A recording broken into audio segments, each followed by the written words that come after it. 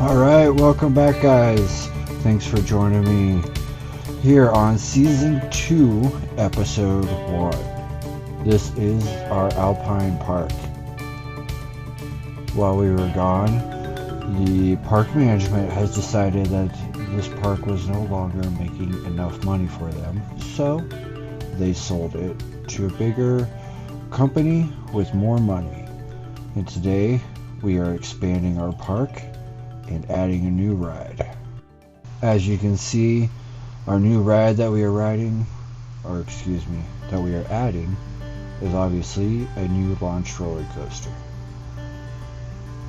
I was looking at the area and I needed a ride that was going to be able to stay compact but have the thrills to bring the guests to the back of the park.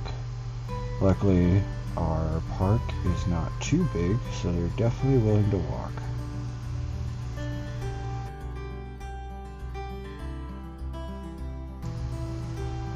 As you follow along in this episode, you will notice that what we are building at the moment is no longer in the ride in its final configuration. But as you know, when you're riding or building these coasters, they go through a couple iterations before you're happy with what you got.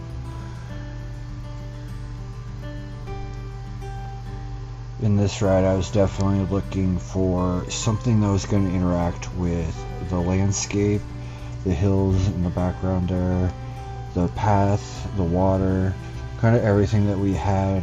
But I still wanted to try to keep it compact so it wouldn't take up too much room. We still need to get some more rides in the back here, some more shops, decorations. In this episode, we are going to focus on building the track for this ride. In the next episode, we will do the building of the station building and the queue line and the pathways and guest area in front. Building this ride and this layout was kind of interesting because I didn't really have a plan when I went into it. I just knew that I wanted it to launch into the loop or the top hat. Ideally, and when I started building this ride, I wanted it to launch onto the top of the hat, but it wouldn't let me, and I could only get it to go inside the loop, so we had to come back through and do the top hat at the end. I was thinking about this when I was editing, and I'm not sure what other people's processes are when it comes to building coasters. I tend to start with a generic idea, go with the flow, see where it lands. If I build something in a place that I like, then I will come back to it. Sometimes I'll just cut out a section of the coaster, work it around until I can line back up, and then go from there, or I just delete and start all over. As you can see now, I've already deleted and cut out the section of the ride that went over the water. I decided it was too sharp, I didn't like it. The crossovers over the pathway wasn't working out. So we decided to go the other direction, loop over and come diving into our mountain, come out the back, over the top, over our terrain. Now this section that I just built, I really liked. This section that I'm working on, I liked the idea. I didn't like the execution of how it was built. So you'll notice that I'll probably go through this a couple times and then I come back and cut it out and try again. I really hope that this video doesn't jump around too much for you guys. I tried pretty hard during editing to cut out all my flying around, looking at different angles, stopping, staring, thinking, you know, all the boring stuff. But I tried to leave in every time that I was working on the track. However, what I did not include when it comes to building was all the smoothing and the shaping and looking at all the statistics of the ride. On here, this could be pretty boring, so I decided for all of our interest to cut it out and just stick to the building. So because of that, I cut out all of my test rides, and we will save that for the end of next episode when we got the station building and all the scenery finished. As I was going through and editing this, I was looking at my build and I realized I did not put anywhere for a transfer track. So in reality, these trains are stuck. Let's just say that they crane it up and over the building and they load each car individually onto the track onto the launch system before the loop. Yeah, we'll go with that one. Even though it took me quite a while to get the right layout of this roller coaster, I'm pretty happy with the way it ended up.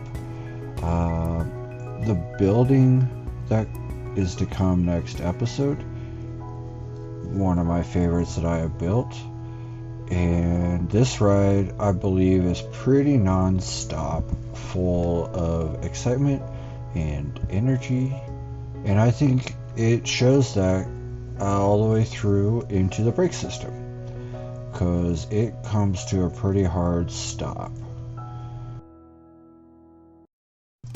Alright, so let's take a little break from building our roller coaster and work on the area out in front.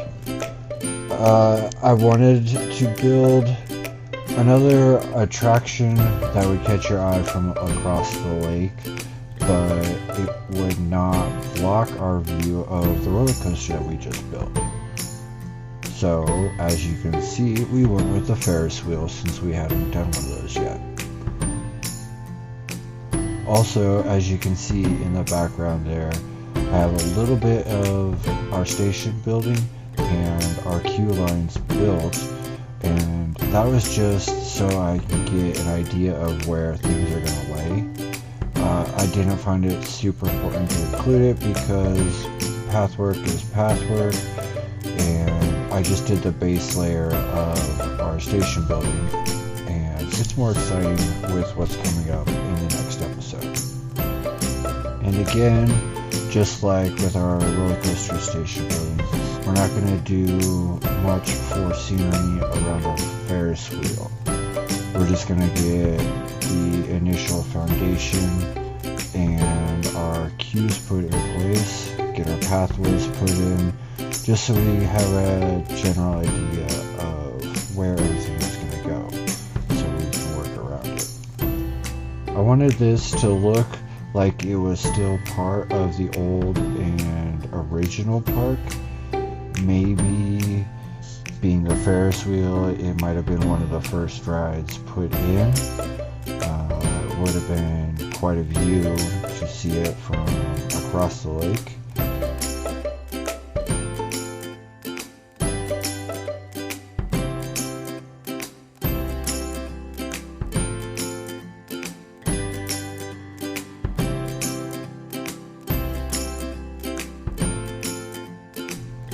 Alright, and now we're back to editing and finishing up our coaster layout. I really like the way that this ends up turning out. I like how it ends up playing with the train.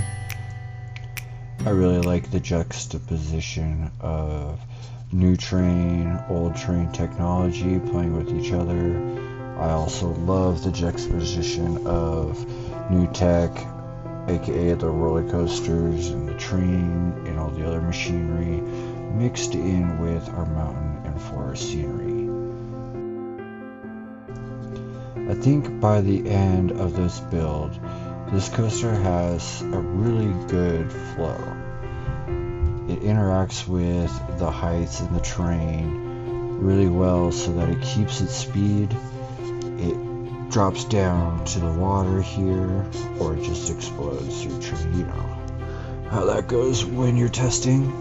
But we're gonna go under the railroad, go back up, and then back into the loop.